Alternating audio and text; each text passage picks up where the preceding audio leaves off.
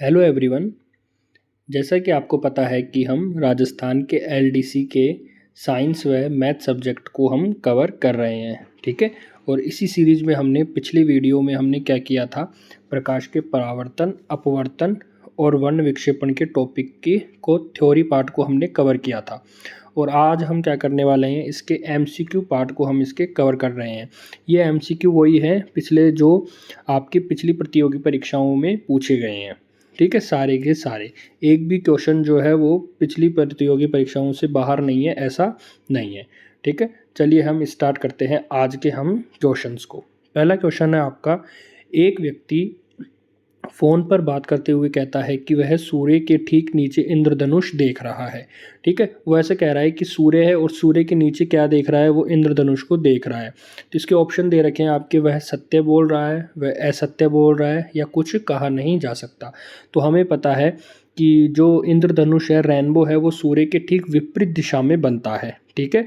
कभी भी वो सूर्य के ठीक ऊपर या नीचे नहीं बन सकता, ठीक है। तो इसका ऑप्शन क्या हो जाएगा, इसका मतलब है वो क्या बोल रहा है, वो असत्य बोल रहा है, ठीक है। अब हम देखते हैं नेक्स्ट क्वेश्चन। नेक्स्ट क्वेश्चन है आपका, प्रकाश के तरंग की प्रकृति है, ठीक है। आपको बतानी है प्रकाश के तरंग की प्रकृति कैसी है।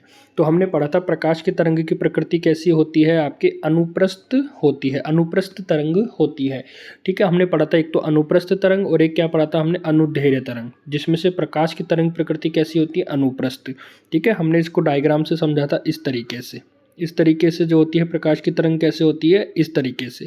इसके दोलन जो है वो तरंग संचरण की दिशा के क्या होते हैं, लंबवत होते हैं। उन्हें ही हम क्या कहते हैं, अनुप्रस्थ तरंगे होती है कहते हैं। और प्रकाश की तरंग की प्रकृति कैसी होती है, आपके अनुप्रस्थ होती है।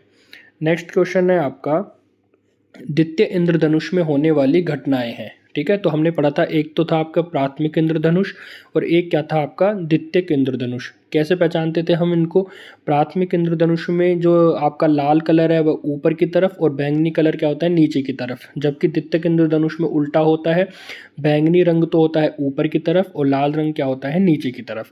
तो इसमें आपसे पूछा है कि जो द्वितीयक इंद्रधनुष में होने वाली घटनाएं हैं, तो हमने पढ़ा था इसमें क्या होता है। तो इसके ऑप्शन है देखिए, एक बार परावर्तन, एक बार अपवर्तन, दो बार अपवर्तन, दो बार अपवर्तन और दो बार परावर्तन, या एक बार पूर्ण आंतरिक परावर्तन या एक बार परावर्तन। तो हमने पढ़ा था द्वितीयक इंद्रधनुष में दोनों घटनाएं कैसी होती है, दो दो बार। कौन कौन सी, दो बार अपवर्तन और दो बार क्या होता है, इसमें परावर्तन होता है। जबकि जो प्राथमिक इंद्रधनुष है उसमें क्या होता है, दो बार अपवर्तन, लेकिन जो परावर्तन की घटना है वो केवल एक ही बार में होती है। ये सब हमने किस में कवर किया है, थ्योरी पार्ट में हमने इसको बहुत ही अच्छी तरीके से कवर किया है। अगला क्वेश्चन है आपके, प्रकाश की चाल होती है, ठीक है। आपको क्या बताना है, प्रकाश की स्पीड बतानी है। तो इस क्या होती है, देखो प्रकाश की स्पीड क्या होती है, आप सभी को ये तो क्वेश्चन पता ही होगा और कई बार ये एग्जाम में पूछा जा चुका है। 3 × 10⁻⁴ मीटर पर सेकंड ये होती है, ठीक है। अब देखो एक काम करना, अब आजकल जो क्वेश्चन पूछते हैं वो डायरेक्ट नहीं पूछता। अब इसी में वो क्या पूछ लेगा आपसे कि जो प्रकाश की चाल होती है उस किस में बताइए, किलोमीटर पर आवर में बताइए। किस में बताइए, आपका ये किलोमीटर पर आवर में ऑप्शन दिए होते हैं। और बच्चे क्या करते हैं, स्टूडेंट क्या करते हैं, ये ऑप्शन ढूंढते रहते हैं, ये ऑप्शन कहीं होता ही नहीं है और ये ऑप्शन बहुत कम को पता होता है। तो आपको क्या करना है, आज कमेंट बॉक्स में आप चाहे गूगल से देख सकते हैं या आप इसी को क्या कर सकते हैं, कन्वर्ट कर सकते हैं, ठीक है, किलोमीटर पर आवर में। तो ये आपको क्या करना है, कमेंट में लिखना है इसका आंसर, ताकि वो आपको लंबे समय तक याद रह सके, ठीक है। नेक्स्ट क्वेश्चन, नेक्स्ट क्वेश्चन है आपका, जब प्रकाश सघन माध्यम से विरल माध्यम में प्रवेश करता है तो वह अभिलंब की तरफ झुकता है, अभिलंब से दूर हट जाता है, अभिलंब के संपाती होता है या अभिलंब के समांतर होता है, ठीक है। देखो सघन माध्यम से कहाँ जा रहा है, विरल माध्यम में जा रहा है। सबसे पहले तो बताओ ये घटना कैसी हो गई, आपकी अपवर्तन की, ठीक है। अपवर्तन में ऐसा होता है, ठीक है। अब बताना है कि सघन माध्यम से विरल माध्यम में जाता है तो क्या है, तो आपको पता होता क्या होता है, वो अभिलंब से दूर हटता है। यही अगर ऐसा पूछता कि विरल माध्यम से सघन माध्यम में जाता तो क्या होता, वह अभिलंब की तरफ झुक जाता है। लेकिन इसमें क्या पूछा है, सघन माध्यम से विरल माध्यम। सघन माध्यम मतलब जिसमें ऐसा माध्यम जिसमें कण क्या है, बहुत ही पास पास है। और विरल माध्यम जैसे कि हवा, इसमें कण क्या होते हैं, बहुत ही दूर दूर होते हैं। और सघन माध्यम जैसे कि आपका पानी हो गया, जिसमें कण क्या है, बहुत ही पास पास होते हैं। नेक्स्ट क्वेश्चन, नेक्स्ट क्वेश्चन है आपके, इसमें देखो आपको डायग्राम दे रखा है और बताना है आपको परावर्तन कोण का मान बताइए। अब देखो होता क्या है, इसमें ये वाला एंगल दे रखा होता है आपको, ये 30 डिग्री वाला, इस तरीके से ये वाला एंगल दे रखा होता है। अब स्टूडेंट को ये लगता है कि क्या होता है, आपतन कोण और जो परावर्तन कोण है वो क्या होता है आपके बराबर होते हैं, तो वो क्या कर देते हैं, इसका आंसर क्या मान लेते हैं 30 डिग्री। जो इसमें रिफ्लेक्टिव एंगल है वो भी कितने डिग्री का मार देते हैं, वो 30 डिग्री का करके आगे बढ़ जाते हैं, जो कि आपका क्या हो जाता है बिल्कुल गलत। क्यों? क्योंकि हम जो आपतन कोण है और परावर्तन कोण है वो किससे नापते हैं, हम अभिलंब से। अभिलंब और आपतित कोण के बीच का कोण ही क्या होता है, आपतन कोण।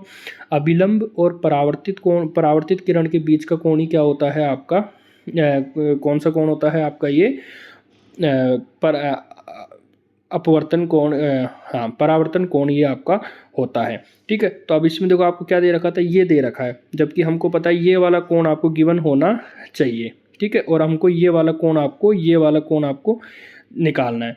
तो कैसे निकालेंगे हम, अगर ये 30 डिग्री है तो ये कैसा हो जाएगा आपका 60 डिग्री हो जाएगा, क्योंकि ये पूरा कैसा दिख रहा है आपको 90 दिख रहा है। तो 90 में से अगर ये 30 डिग्री है तो ये कितना हो जाएगा आपका 60 डिग्री। तो अब ये कौन सा हो गया, ये आपका आपतन कोण हो गया। अब जो परावर्तन कोण है वो भी कितना हो जाएगा आपका, अगर ये 60 है तो ये भी कितनी डिग्री का हो जाएगा आपका 60 डिग्री का ये आपका हो जाएगा। ठीक है, तो आपका आंसर क्या हो जाएगा इसमें, आपका ये 60 degree will be your answer.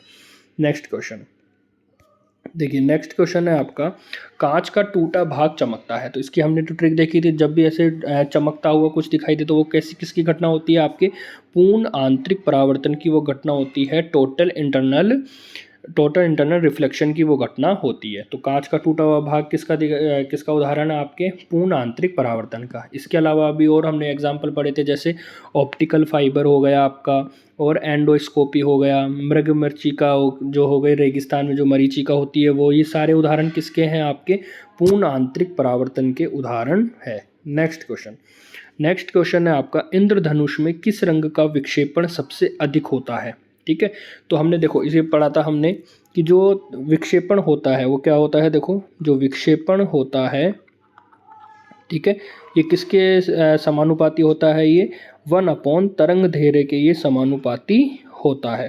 तो हमें क्या पूछ रहा है, किस रंग का विक्षेपण सबसे अधिक। तो देखो सबसे पहले तो जो वर्ण विक्षेपण में रंग होते हैं वो कौन कौन से होते हैं, विबग्योर, यानी VIBGYOR। ठीक है, violet, indigo, blue, green, yellow, orange और आपका रेड। अब इसमें क्या पूछा है आपसे, विक्षेपण सबसे अधिक, विक्षेपण क्या पूछा है आपको, सबसे अधिक वाला पूछा है। तो हमको कैसा चाहिए जिसमें तरंग धैर्य क्या हो सबसे कम। और हमें पता है जो तरंग धैर्य का सीक्वेंस होता है वो किस तरीके का होता है, इस तरीके का होता है। ठीक है, तरंग धैर्य का किस तरीके का होता है, इस तरीके का होता है। मतलब रेड कलर का सबसे तरंग धैर्य सबसे ज़्यादा, फिर ऑरेंज की, फिर येलो की। तो सबसे कम हमको तरंग धैर्य देनी है, क्यों, क्योंकि विक्षेपण सबसे अधिक पूछा है।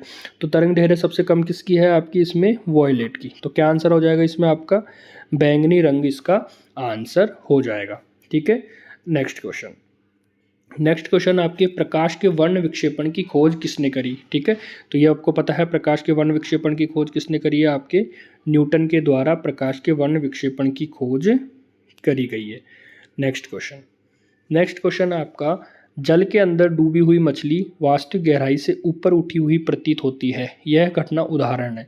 तो हमने पढ़ा था यह घटना किसका उदाहरण है, आपके अपवर्तन का ये घटना उदाहरण है। इसके अलावा हम कौन से उदाहरण पढ़े थे कि एक डूबी हुई जो पेंसिल होती है वो आधी टूटी हुई दिखाई देती है, उसका टूटा हुआ भाग दिखाई देता है, वो भी किसका उदाहरण है, आपके अपवर्तन का ही उदाहरण है। इसके अलावा तारों का टिमटिमाना, ये भी किसका उदाहरण है, आपके अपवर्तन का ही उदाहरण है। नेक्स्ट क्वेश्चन आपका, प्रकाश जब एक माध्यम से दूसरे माध्यम में जाता है तो उसकी दिशा में परिवर्तन हो जाता है, यह घटना कहलाती है।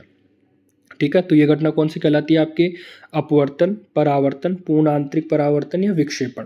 तो हमको पता है ये किसका आंसर क्या हो जाएगा, आपका अपवर्तन।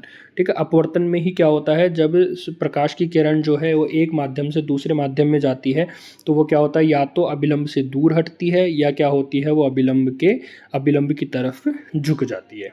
ठीक है, नेक्स्ट क्वेश्चन है आपका, शरीर के आंतरिक अंगों को देखने के लिए जिसको हम क्या कहते हैं, एंडोस्कोपी। ठीक है, एंडोस्कोपी तकनीकी किस सिद्धांत पर आधारित है। तो अभी हमने पढ़ा, ये किसके उदाहरण है, सारे आपके पूर्ण आंतरिक परावर्तन के, टोटल इंटरनल रिफ्लेक्शन के ये सारे उदाहरण हैं। ठीक है, देखो आपको क्वेश्चन का लेवल पता चल रहा होगा कि कितने अच्छे क्वेश्चन है, और ये सारे क्वेश्चन जो है वो पिछली प्रतियोगी परीक्षाओं में पूछे गए हैं अलग अलग एग्जाम से। ज़रूरी नहीं कि राजस्थान में ही है, इसके आधे क्वेश्चन आपके यूपीपीएससी से उठाए गए हैं, आधे किसी अन्य एग्जाम से, आधे एसएससी वाले से, सबसे उठाए गए हैं क्वेश्चन, और ये अच्छे लेवल के काफ़ी क्वेश्चन है, इससे बाहर आपका क्वेश्चन जा ही नहीं सकता। नेक्स्ट क्वेश्चन है आपका, प्रकाश का तरंग सिद्धांत दिया है। तो ये हमने स्टार्टिंग में पढ़ा था, प्रकाश का तरंग सिद्धांत आपको किसने दिया है, ये किसने दिया है, हाइगेंस के द्वारा दिया गया है। और इसी में अगर आपसे पूछे कि जो प्रकाश का कण सिद्धांत है वो किसने दिया है, कण सिद्धांत, कण वाला सिद्धांत किसने दिया है, तो वो किसके द्वारा दिया गया है, कण वाला सिद्धांत न्यूटन के द्वारा दिया गया है। ठीक है, नेक्स्ट क्वेश्चन है आपका, मरीचिका किसका उदाहरण है। तो अभी अभी हमने वापस पढ़ा था, मरीचिका किसका उदाहरण है आपके, ये पूर्ण आंतरिक परावर्तन का ये उदाहरण है, टोटल इंटरनल रिफ्लेक्शन का ये उदाहरण है पूर्ण आंतरिक परावर्तन का। नेक्स्ट क्वेश्चन है आपका, इंद्रधनुष में होने वाली प्रक्रिया है। तो इंद्रधनुष में कौन कौन सी जो घटनाएं होती है वो है, प्रकाश का परावर्तन, अपवर्तन, पूर्ण आंतरिक परावर्तन व वर्ण विक्षेपण के द्वारा, केवल अपवर्तन व परावर्तन के द्वारा, पूर्ण आंतरिक परावर्तन के द्वारा, पूर्ण आंतरिक परावर्तन, अपवर्तन, विवर्तन और व्यतिकरण के द्वारा। ठीक है, तो हमने पढ़ा था इंद्रधनुष में कौन कौन सी घटनाएं होती है आपके, प्रकाश के परावर्तन भी, अपवर्तन भी, पूर्ण आंतरिक परावर्तन भी, और कौन सा, वर्ण विक्षेपण भी। तो कौन सा ऑप्शन हो जाएगा आपका, ये option A will be your right answer. Next question की तरफ हम बढ़ते हैं, और कह रहा है ये प्राथमिक रंग है। ठीक है, देखो ये भी एग्जाम में पूछा हुआ क्वेश्चन है, प्राथमिक रंग है।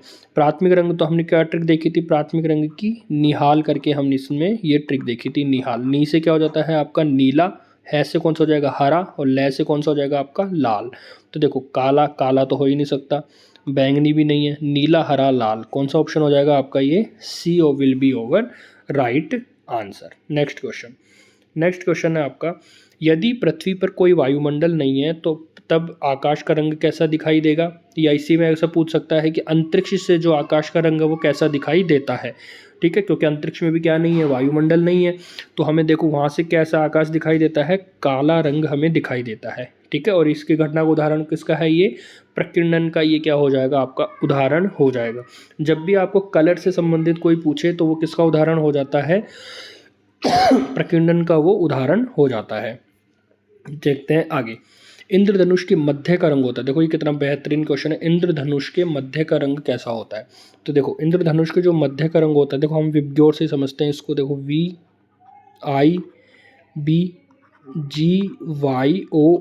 तो इसके जो बीचों बीच कलर है वो कौन सा है, देखो 3 अगर हम यहाँ से हटाते हैं, 3 हम यहाँ से हटाते हैं, तो चाहे प्राथमिक इंद्रधनुष पूछे, चाहे द्वितीयक इंद्रधनुष पूछे, या केवल इंद्रधनुष कह दे, हमेशा बीच में कौन सा रंग रहता है आपके, ग्रीन यानी कौन सा हो जाएगा आपका ये हरा कलर, आपका ये राइट आंसर हो जाएगा। आगे क्वेश्चन है आपका, उदय व अस्त होते हुए सूर्य जो है हमें वो लाल दिखाई देता है, ये किसका। देखो जब भी हमें रंग का जो चमत्कार दिखाई देता है, जैसे कभी लाल पूछेगा, समुद्र का नीला दिखाई देना, ठीक है, कलर की जब बात भी करेगा तो किसका उदाहरण हो जाता है, वो आपके प्रकीर्णन का वो क्या हो जाता है आपका उदाहरण हो जाता है। ठीक है, ना अपवर्तन का होगा, ना इसका कौन सा ऑप्शन हो जाएगा, आपके प्रकीर्णन के कारण हमें ऐसा दिखाई देता है। नेक्स्ट क्वेश्चन है आपका, प्रकाश का वेग अधिकतम होता है। ठीक है, ये भी हमने थ्योरी क्लास में पढ़ा था। जो प्रकाश का वेग होता है वो किस में होता है, अधिकतम आपके निर्वात में। निर्वात के बाद में सबसे पहले किस में होता है, देखो आपके निर्वात में। ठीक है, निर्वात के बाद किस में होता है, वो आपके पानी में।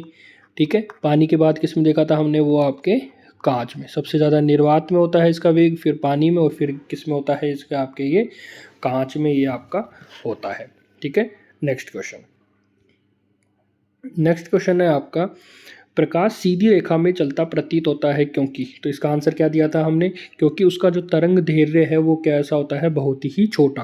क्योंकि हमने पढ़ा था, देखो स्टार्टिंग में ही ऐसे कि जो इसका तरंग दैर्घ्य है वो इस तरीके से होता है, कुछ ऐसा छोटा छोटा बिल्कुल। तो जब हम इसको दूर से देखते हैं तो ये हमें कैसे दिखाई देता है कि प्रकाश एक क्या है आपके सीधी रेखा में चलता हुआ क्या होता है, ये प्रतीत होता है। क्या आंसर हो जाएगा इसका, प्रकाश का तरंग दैर्घ्य है वो बहुत ही क्या होता है, छोटा होता है। नेक्स्ट आपके ऑप्टिकल फाइबर, देखो अभी अभी पढ़ा था, किसका आंसर हो जाएगा ये, प्रकाश के पूर्ण आंतरिक परावर्तन के कारण।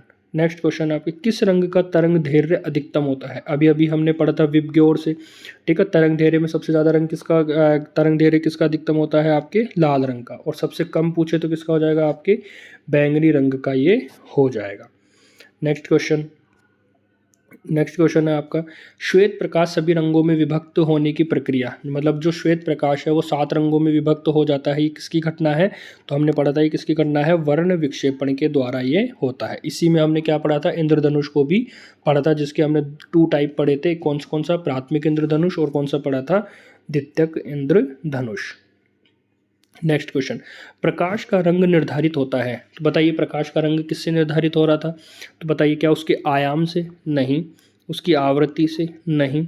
उसके वेग से? नहीं। किससे हो रहा था? उसके तरंग दैर्घ्य से, ठीक है। हमने पढ़ा था ना विक्षेपण वाली घटना, विक्षेपण और प्रकीर्णन वाली घटना। जिसका तरंग दैर्घ्य ज़्यादा उसका विक्षेपण कम, जिसका तरंग दैर्घ्य जितनी कम उसका विक्षेपण उतना ही अधिक। नेक्स्ट क्वेश्चन, नेक्स्ट है आपका आकाश जो है वो नीला दिखाई देता है। देखो वापस इसमें कैसा हो गया, कलर की बात कर दिया, तो कलर की बात करेगा। अब देखो आकाश का नीला दिखाई देता है, क्यों? क्योंकि नीले रंग का क्या होता है? प्रकाश का प्रकीर्णन सबसे अधिक होता है, तभी हमें क्या होता है? वो सबसे ज़्यादा फैला हुआ दिखाई देता है। तो कौन सा ऑप्शन हो जाएगा आपका? A will be our answer. Next आपके खतरे के निशान के लिए लाल प्रकाश का प्रयोग किया जाता है, क्यों? क्योंकि इसका प्रकीर्णन सबसे अधिक, देखो प्रकीर्णन सबसे अधिक होने का मतलब है सबसे ज़्यादा फैलता है, नहीं। सबसे ज़्यादा फैलेगा तो हम लाल रंग का यूज़ ही नहीं करेंगे, ठीक है। हमने थ्योरी क्लास में पढ़ा था। आंखों के लिए आरामदायक नहीं है, ऐसा कुछ नहीं है। रासायनिक प्रभाव भी नहीं। क्या हो जाएगा? इसका प्रकीर्णन क्या होता है? सबसे कम। प्रकीर्णन का मतलब ही क्या होता है? जिसका प्रकीर्णन सबसे कम होगा, मतलब वो उतना ही क्या दिखाई देगा? गहरा दिखाई देगा। इसीलिए हम क्या करते हैं? खतरे के निशान के लिए किसका यूज़ करते हैं हम? लाल रंग का। क्यों? क्योंकि इसकी जो तरंग दैर्घ्य होती है वो क्या होती है? सबसे ज़्यादा। तरंग दैर्घ्य सबसे ज़्यादा होगी तो विक्षेपण क्या होगा? सबसे कम, मतलब वो ज़्यादा गहरा दिखाई देगा। तो कौन सा आंसर आ जाएगा आपका? ये ऑप्शन नंबर डी आपका ये आंसर हो जाएगा। नेक्स्ट क्वेश्चन है आपका, और आज का ये लास्ट क्वेश्चन है कि प्राथमिक इंद्रधनुष में सबसे ऊपर कौन सा रंग रहता है? तो हमने पढ़ा था प्राथमिक, इस वाली ट्रिक से पढ़ा था हमने PR, प्राथमिक से यानी प्राइमरी, यानी प्राथमिक इंद्रधनुष, और सबसे ऊपर कौन सा रंग रहता है इसमें? Red colour. तो का आंसर जाएगा इसका लाल कलर, ये आपका आंसर हो जाएगा, ठीक है। तो आज की ये देखो क्वेश्चन हमने पूरे कर लिए। आई होप ये क्वेश्चन आपको बहुत ही अच्छे समझ में आए होंगे। अगर ये क्वेश्चन आपको इसमें कहीं भी डाउट आ रहा है तो आप उसमें कमेंट सेक्शन में हम कर सकते हैं, लेकिन उससे पहले आपको क्या करना चाहिए? इसकी जो हमने पहले वाली थ्योरी क्लास है वो ज़रूर पढ़नी चाहिए, तभी ये क्वेश्चन आपको लगाने में मज़ा आएगा, ठीक है। तो इसी के साथ हम आज की वीडियो को एंड करते हैं। बाय।